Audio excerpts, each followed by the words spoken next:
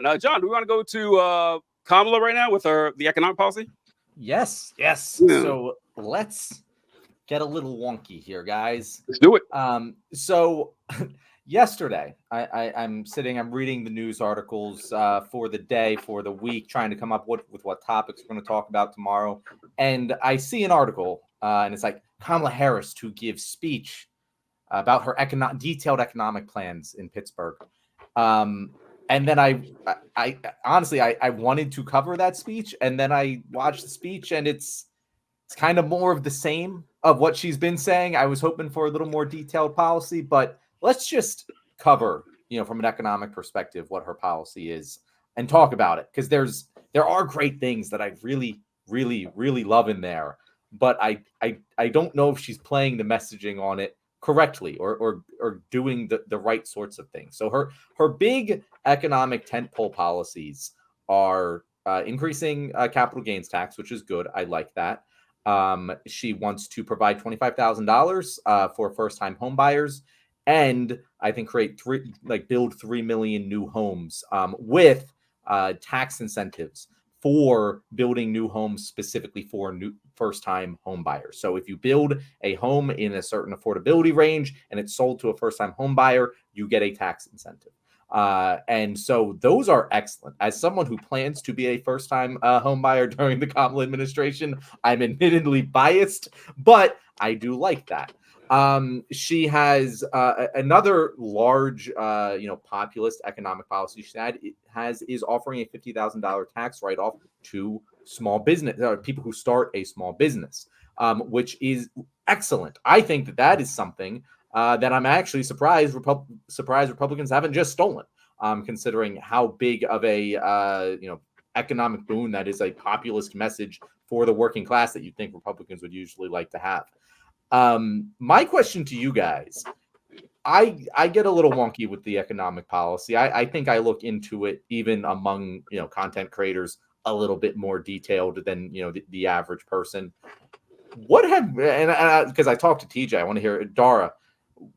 What have you heard coming from the Kamala administration? Have you liked it on a policy perspective, and have you liked it on a messaging perspective? Because I do think those are two different questions. Very true. Very true. I think, in terms, I'm speaking very broadly, I think a lot of these policy propositions, economic policy propositions, can come off like a little bit of a grab bag, a little goodie bag, philosophy around appealing to voters based on things that are obviously, like you said, you're hoping to be a home buyer during her presidency. So it's not pie in the sky thinking. It's not, it's not irrelevant, but I think that the criticism from a lot of conservatives tends to be, even with student loan forgiveness, which is a really, really important issue to me, considering that I went to Oral Roberts University, which was a private university in Tulsa, Oklahoma, where I'm still dealing with massive student loans. But I think a lot of this stuff can come off as, well, we're going to give you this and we're going to give you that and we're going to provide this. And, I don't know that a lot of that necessarily comes off to me as necessarily substantive economic policy. It's just, hey, Joe the plumber, this is what I'm going to do for you. And hopefully I'm going to hit on something that feels like it hits close to home. If it's student loans, if it's housing policy, if it's whatever, here's the grab bag of potentially, free stuff, goodies for you.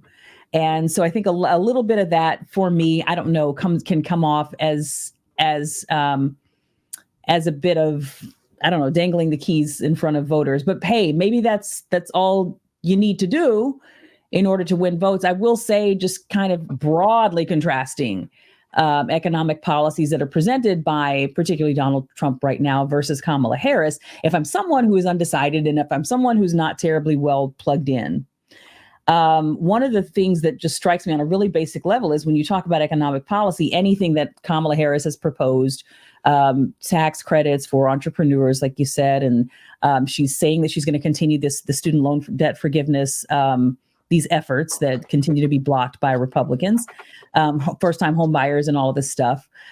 These policies and these propositions are targeted to people. they're targeted to real people, Social Security, Medicare, preserving Social Security, Medicare, whatever. Anything that I've ever heard the Trump administration, potential Trump administration talk about really has to do with this sort of top-down approach. We're going to provide tax breaks for super wealthy people, and hopefully it'll trickle down. That was a big buzz term during the first Bush presidency. Bush 1, this sort of voodoo economics, trickle-down economics. There is nothing that I've heard Trump propose really, other than no taxes on tips, that really seems to be aimed or targeted towards individuals. It really has more so to do with corporations and very wealthy people. And if I'm someone who is undecided, that it seems to me that would be a really glaring omission. What are you doing for me? Are you concerned about me? Do you care about me? Am I on your mind? Are you thinking about me in any way, shape, or form? Anything that could help to make my life better? And I don't know that I've seen that or heard that at all, which seems to be kind of a really strange thing considering what a populist message he presents. It seems really weird to me that he's not called out on that more.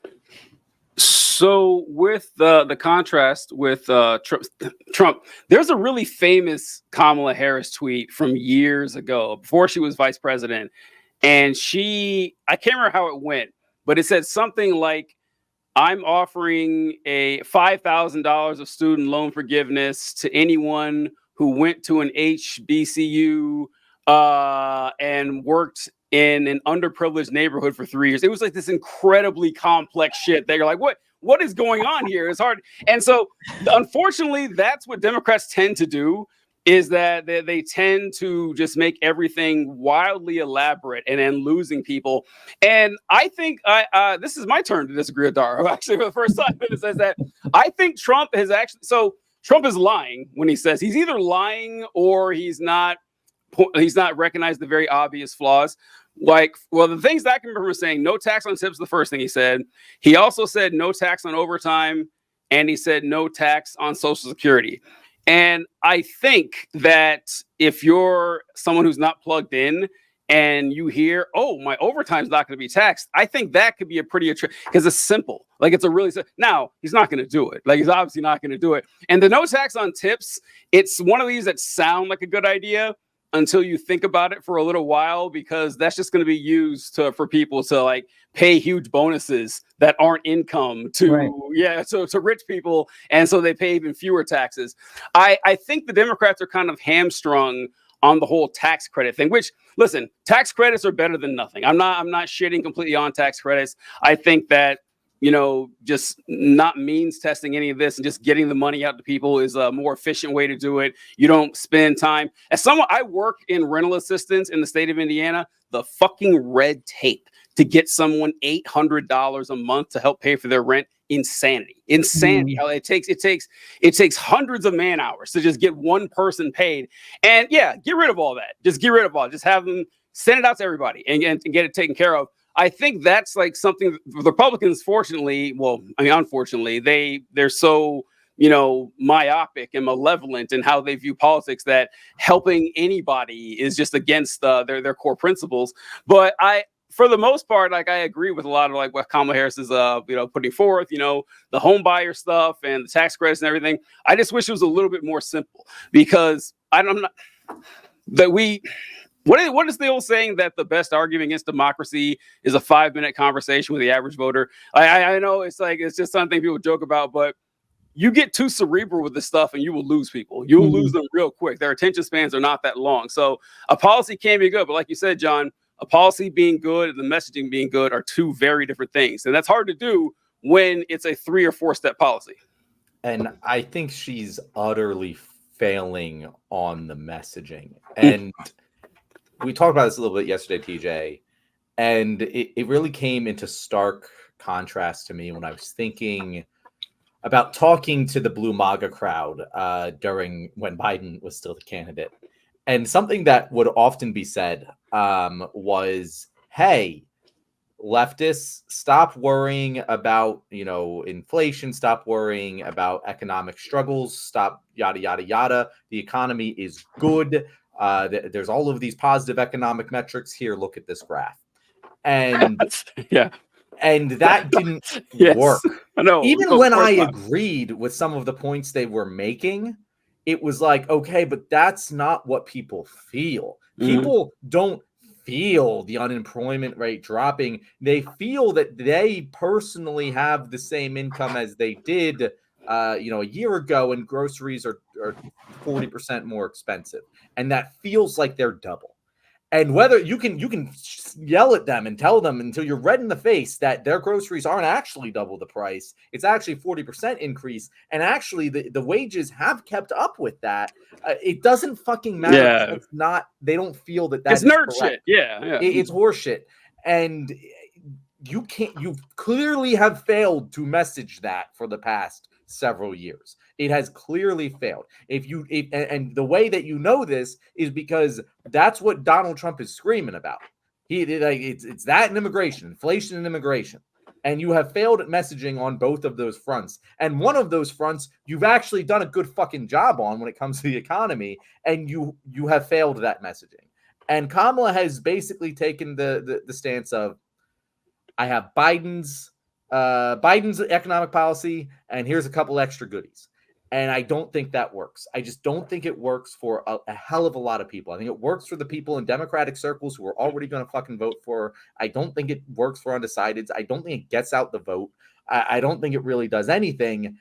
Biden's done better economically than I thought he would. I genuinely, I have to give him some flowers. If you look at the rest of the world over the past 4 years, and you look at us, we've done a pretty darn good job coming out of COVID.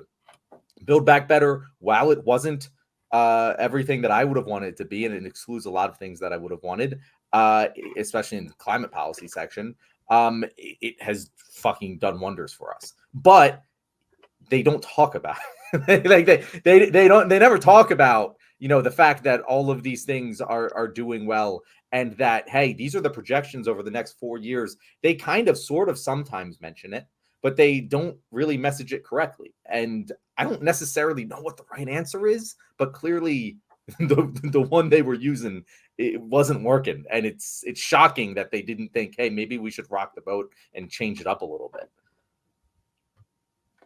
Yeah, I agree.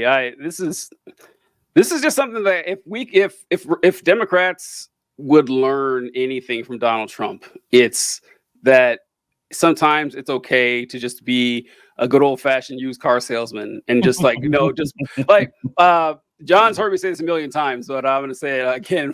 Since Dara's here, is about one of the things I point to the most is black unemployment rate with Donald Trump.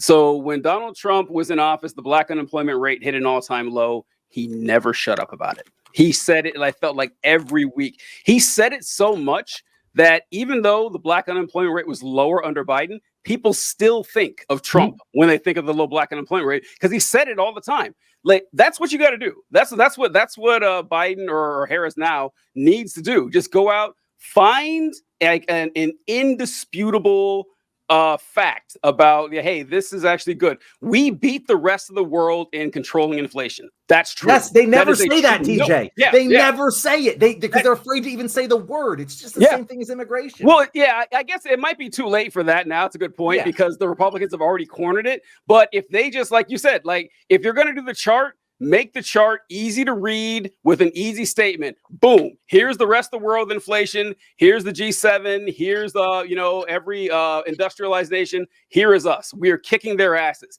And they just plant that. As that's a fact, it's real. Say it all the time. Republicans can come along with their nerd shit and flip it on them. Because it's difficult to say, like John, what you were mentioning, that look, sure, prices are a little bit higher, but, wages have increased a tad bit. And, if you look at this global index, gone. You've lost them. You've lost them altogether. Flip it on the Republicans. Make them do it. Make them go through the nerd shit and then just claim your victory. And yesterday, John and I were I think it was yesterday, John and I were talking about why is it that so many politicians lack a personality, that it's which would be an incredible benefit if you want people to vote for you, is to make people like you, but so few of them do. And it's what makes Trump stand out. Like Trump stands out because he acts like, I hesitate to say normal person, but someone you've met. Like you've met someone who's just boorish and obnoxious and won't shut the fuck up. But that's someone you've actually met before. You have never in your life met someone like Mike Pence. That's never happened. Like someone who's just like this machine walking around. And most politicians are far more like Pence than they are like Donald Trump. Mm-hmm. So the messaging is important. And a lot of times we're hemmed up because Republicans have an advantage here that they have a fourth grade education. So everything they speak is at a really base level where they say, well, of course, there's only two genders. Boys have penises, girls have vaginas. It's that simple. And that they can skate on that. And our messaging is a little more academic, but we can find pretty simple ones to run on. And I agree. I think Harris could do a better job with that. She's good in certain areas, like she was great in the debate, like in short interviews that I've seen. Actually, she's a lot better. Man, I was terrified of Harris like 3-4 years ago. I would see her in interviews and I'd be petrified. But starting earlier this year, she's got like she knew. It's like she knew by because like starting earlier this year, she seemed to be on point a little bit. But well, I'll go ahead and ask you this, Dara, because John and I were talking about this yesterday.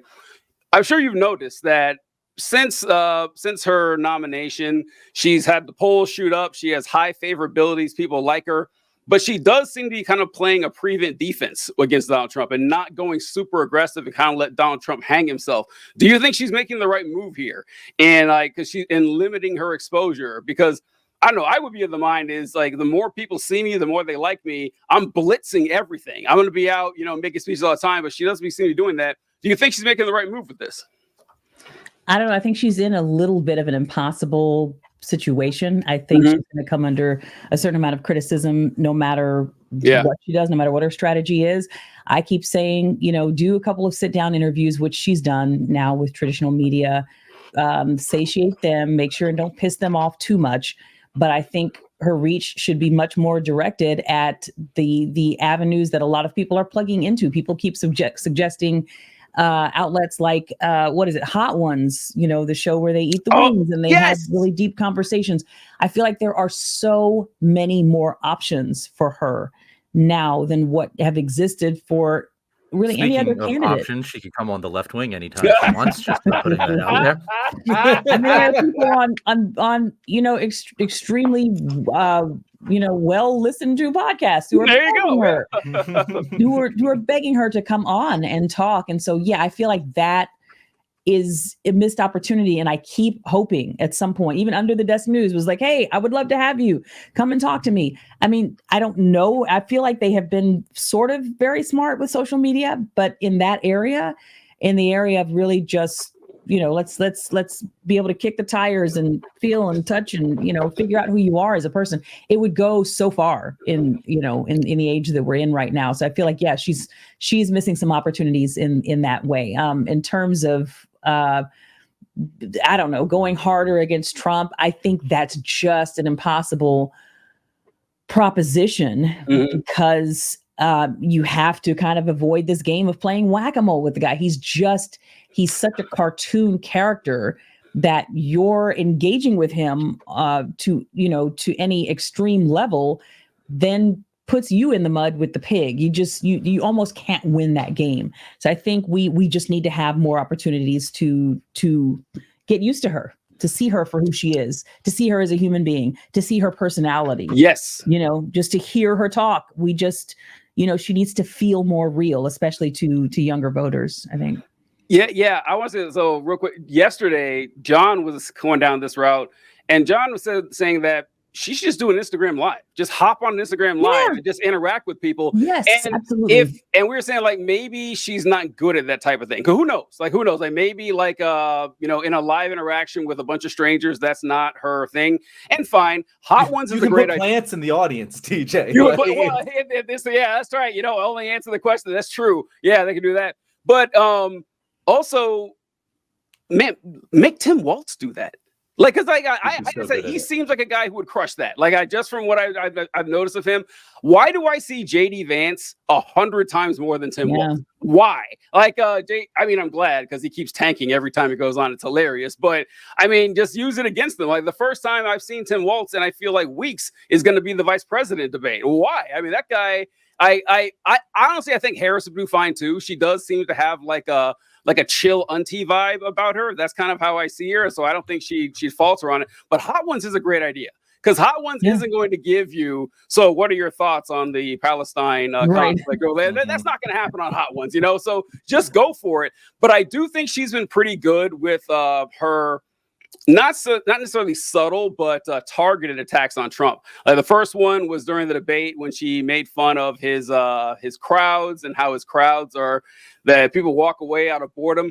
And it was on Oprah, I think she said something. No, it wasn't Oprah, I can't remember, but she said that Donald Trump is the biggest loser in human history. Oh, wow. Like stuff that is just going to piss him off. So I think you're right that you don't need to go after his specific things that he's saying, but just poke him where it'll annoy him because he is the thinnest skin that you can think of. So I think that's a good idea. What about you, John?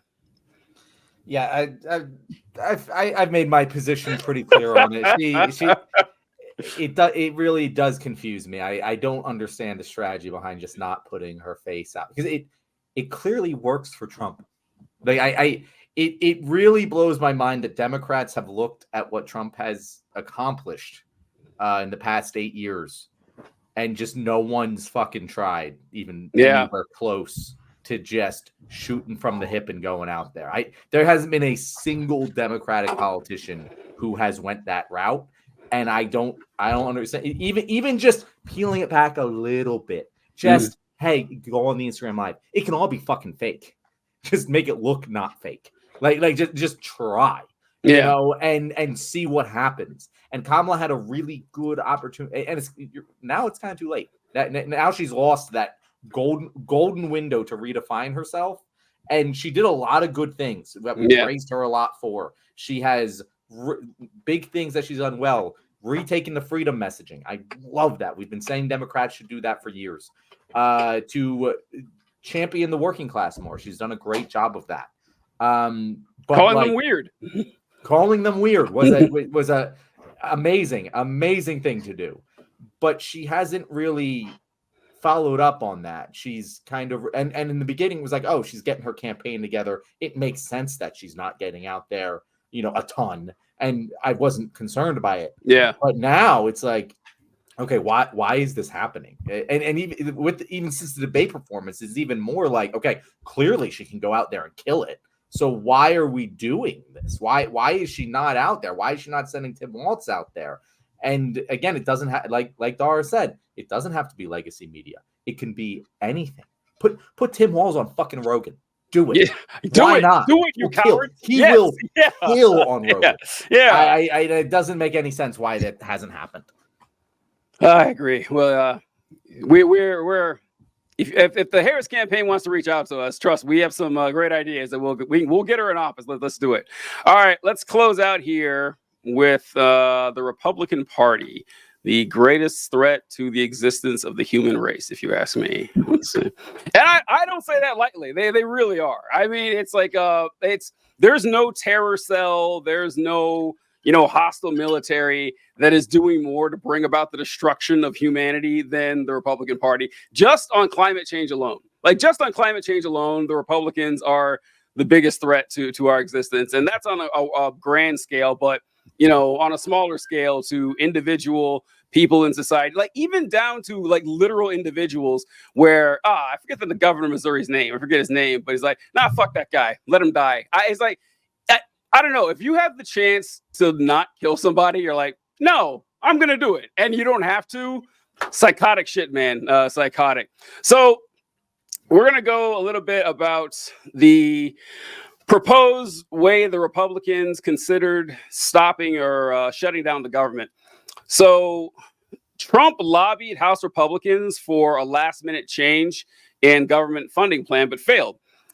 President Trump called several hardline House Republicans in recent days trying to secure a last-minute change to Speaker Mike Johnson's short-term government funding plan, but failed to sway them. According to multiple House sources, Trump floated the idea of including undisclosed so-called election integrity measures into the legislation, a request that House Republican leaders did not accommodate.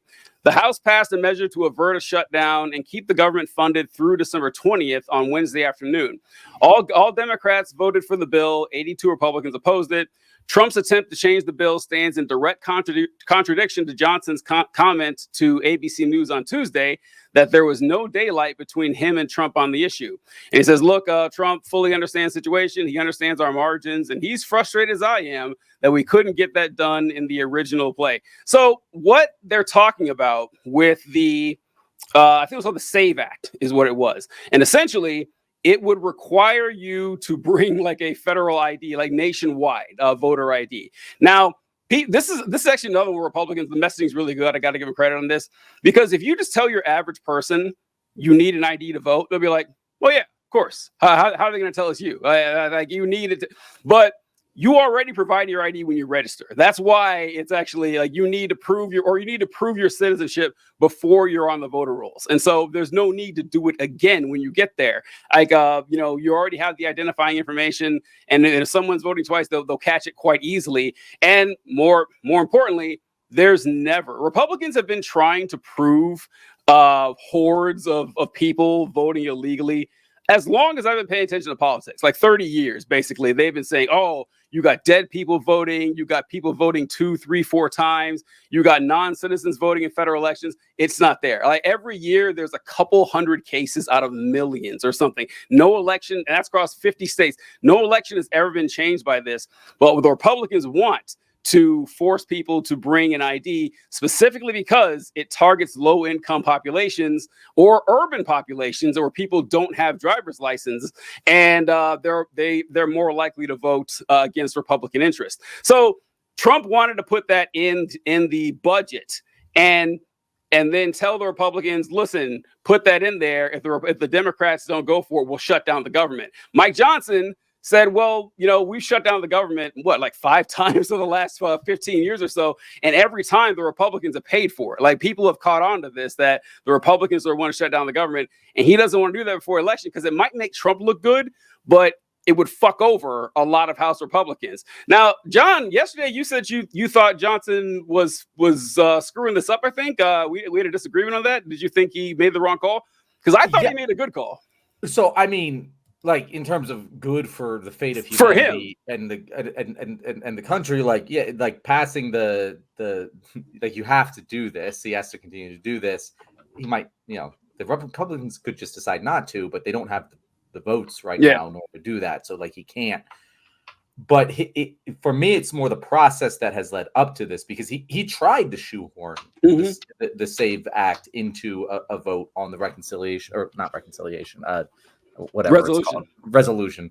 But Republicans were pissed at him because they were like, bro, we don't have the votes. Stop doing this. And he's stuck in this like middle place where, well, you have Trump talking to him being like, you gotta do this. And then it's like, well, physically I can't. And he's kind of just playing this middle ground, which fucks it up for everyone. And I don't think he's played this well at all. And you can just look at statements from Republicans about it on that. That like, he should have never voted with the SAVE Act. He should have just never put it on the floor. And by putting it on the floor, he forced certain Republicans to vote against it that otherwise would have in the future, and put it on the record because they couldn't, vote for the government shutdown. So like that's why I said he hasn't played it well. I'm interested to know why you thought he has played it well. Well, because I don't think if you're Mike Johnson, you don't really have the choice of openly defying Donald Trump. I don't think there's any way he can do that and keep his job. I just don't. There's now you're right. It might fuck over some other Republicans, but going the other way and going against Trump is going to fuck you over. Like the number one priority. And so if you're trying to weigh the balance, the only thing you could do is publicly say, oh yeah, I'm all for Trump until the last minute, and then drop it. And his explanation makes sense. So yeah, I guess he could, like the thing with integrity to do would be like, no, I'm not going to do this. But I just couldn't see a universe in which that made sense for Mike Johnson to do it. That's how I was thinking of it. What do you think, Dara? Well, I mean, I think a lot of the actions that Mike Johnson and many others take in cases like this, they're always directed at basically placating Trump, at least showing him that they are willing to performatively do what is necessary to acquiesce to his request, to do his bidding. And I'm reminded of all of the lawsuits. I mean, the reason that Mike Johnson is speaker right now, all of the lawsuits that were filed, that whole strategy behind, all of this voter fraud that supposedly happened in the 2020 election, we're filing 60 different court cases and losing every single one of them. Who was the architect of all of that? It was Mike Johnson. That's the reason that he has been elevated to the position that he is now, because he's willing to show Trump that he's ready to do what is necessary to at least pretend to acquiesce to his requests.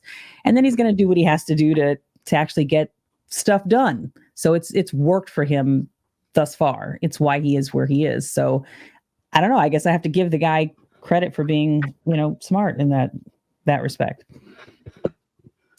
Mike Johnson's such an interesting character because that is why he's there, but he's so not a Republican congressional leader. Like, say what you will about Republican congressional leaders, but usually, historically, they've been tough dudes that play hardball. Like Mitch McConnell, one of the worst Americans to ever live, but damn, was he fucking effective. And that's why he's one of the worst Americans to ever live. You didn't fuck with Mitch McConnell. You didn't fuck with fucking Boehner. Even Paul Ryan, they rule with an iron fist. Mike Johnson is the first Republican congressional leader that I've ever seen where I'm like, this dude looks just weak. Like he just looks like a weak man. It's what you have to be in the age of Trump. He comes off to me as like what the speakers, the White House spokespeople used to be, the types, the personalities, he does. the characters,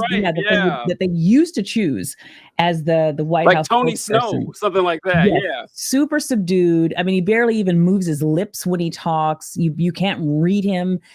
He's almost he reminds me a lot of the pastors that I grew up with, just like icy, very chill. But yeah, you're absolutely right. He doesn't come off to me as like a typical Speaker of the House, but I think he what that really means in the age of Trump. He's showing us what that means in the age of Trump. The temperament that you would have to have in order to deal with someone as caustic as him. Also, Mike Johnson is the only speaker, I think, at least in 100 years, if not longer, whose predecessor was fired. So he has that going on every day. He's wondering, oh man, I hope I don't get canned from the job. And so, especially with the majority as small as he has, so he can't really act strong at all because he's not in a powerful position. Like the guy is probably scared every day he steps into the office. Yeah. Yeah, and to speak a little bit also about the SAVE Act for a moment, because what you mentioned, TJ, is exactly right. It's one of those bills where it's like, oh yeah, no, this makes sense. Yeah, why would we have that? And it's like, because you already do. And I actually went deep into the SAVE Act in a video of mine. It's worse than you even think. It's not even just like, hey, this does something that already is being done. It's really, really, really dumb, because it requires you to have like documentation of citizenship, and 9% of the U.S.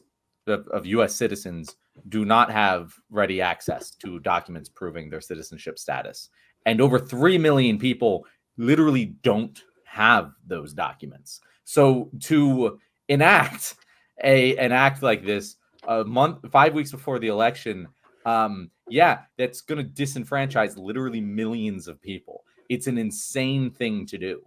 And it really does kind of suck that like even the Democrats, like they don't have the balls to just like talk about it. And I don't understand why, because like they should be saying, yeah, no, this would disenfranchise this many people. That's why we're not voting for it, because they're just afraid to talk about it, because they're afraid to mention anything with the word immigration in it, unless it's we're hard on immigration. Yeah. And it really sucks that it's that way. And you did mention that it doesn't happen. Non-citizens don't vote. So there is a database of all of the not voter fraud, cases of ineligible votes that have been cast. And this database goes back to 1970. And they've only found 21 instances of a non-citizen casting a vote. Do you want to know who made that database? Who? The fucking Heritage Foundation. Oh, wow. You can go on the Heritage Foundation's website right now, go to their voter fraud database, and see all of the ineligible votes they've counted since 1973. 21. This is the Heritage Foundation saying only 21 cases. That's how much of a fucking lie this whole goddamn thing is. You got to wonder how that study saw the light of day if you're the Heritage Foundation. Like, right? No, I was surprised. I was like, whoa, there's only 21 here. Nobody would see that if I were them. Because they took some work to do this. And it's like, oh, this is kind of embarrassing. Yeah, bad move, Heritage Foundation. All right, guys. Thank you so much. You made it to the end of the episode where you get to hear me congratulate you on being such a wonderful member of our audience. Of course, subscribe if you haven't already, and even leave a comment as long as you don't say you're a black Nazi. Now, if you want another place to leave amazing supportive comments on, Dara, if our guests liked what they heard from you, our audience liked what they heard from you today, where else can they find you?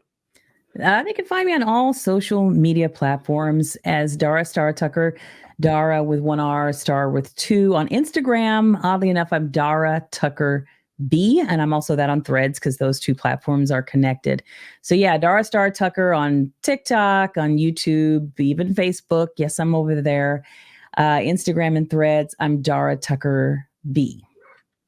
Fantastic. Thank you so much, Dara. Thank you guys for watching. If you're watching right now, you are our favorite viewer. Be sure to check out every episode that we did. We talked about Clay Higgins, Joe Biden, Kamala Harris, and Mike Johnson, Mike Johnson is fantastic, folks. His career is fucked so hard that his son's going to get a notification about it. So just check out sometime, and we'll see you later, folks. All right. So